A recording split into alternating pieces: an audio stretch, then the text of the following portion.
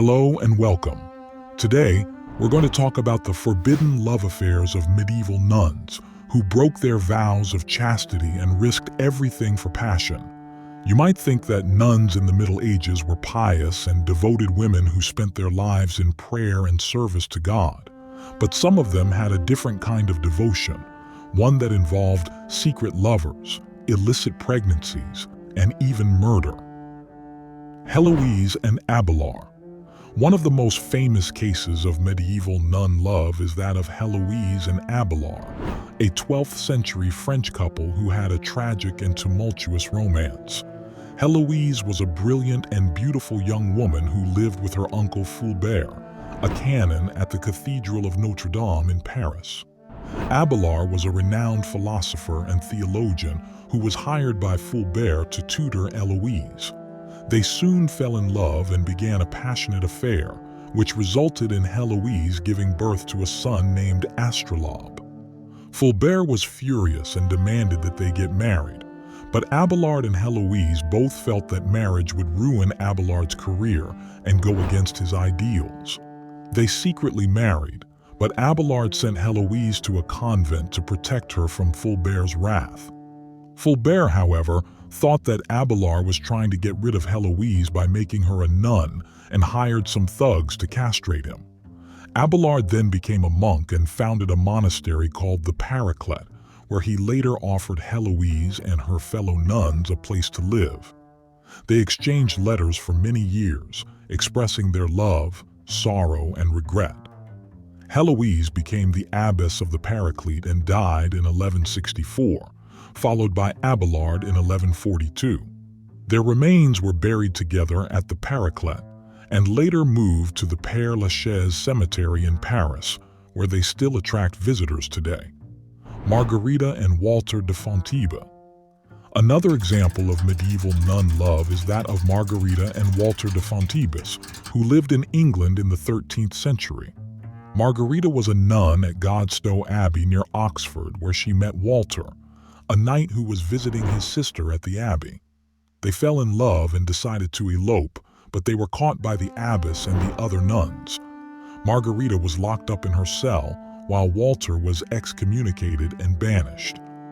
Margarita managed to escape from the abbey with the help of a servant and joined Walter in his exile.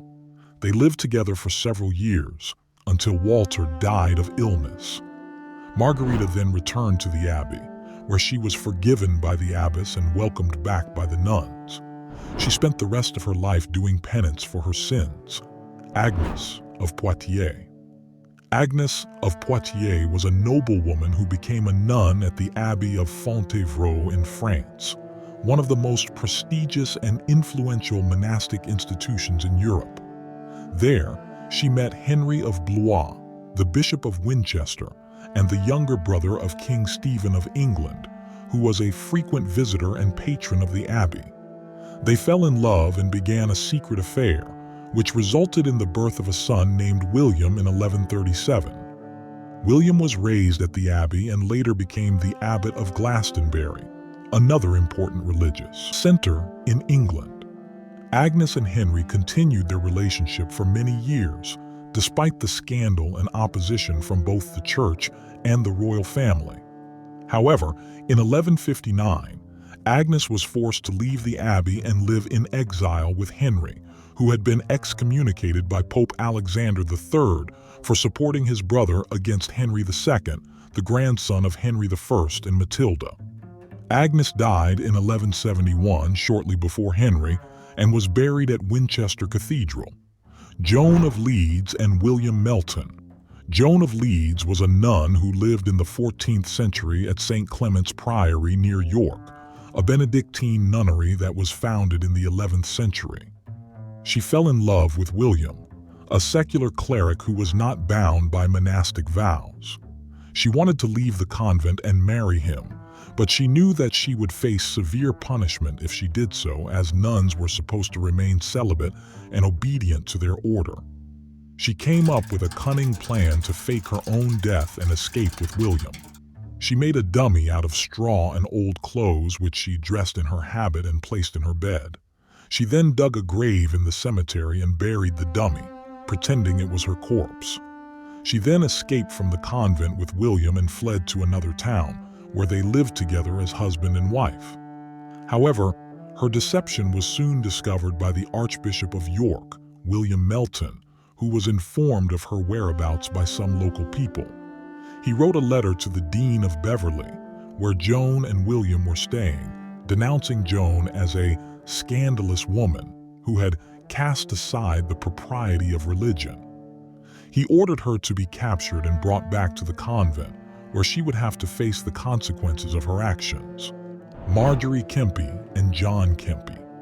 Marjorie Kempe was a married woman who lived in England in the late 14th and early 15th centuries.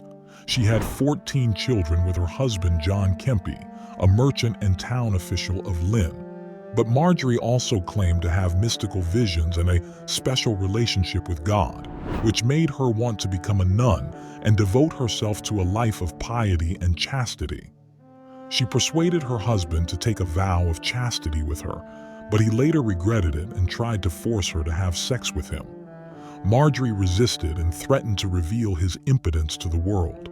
She also accused him of having an affair with a nun at Lynn, where they lived. Marjorie eventually left her husband and traveled around Europe as a pilgrim, visiting holy sites and meeting famous people such as Julian of Norwich and Richard II. She wrote about her spiritual experiences in the Book of Marjorie Kempe, which is considered by some to be the first autobiography in the English language. These are just some of the examples of medieval nuns who had forbidden love affairs. There are many more stories like these, some more romantic, some more tragic, some more scandalous. They show us that nuns in the Middle Ages were not always as holy as they seemed, but also as human as we are. Thank you for watching this episode of Scandalous Secrets. If you enjoyed it, please like, share, and subscribe for more historical mysteries. See you next time.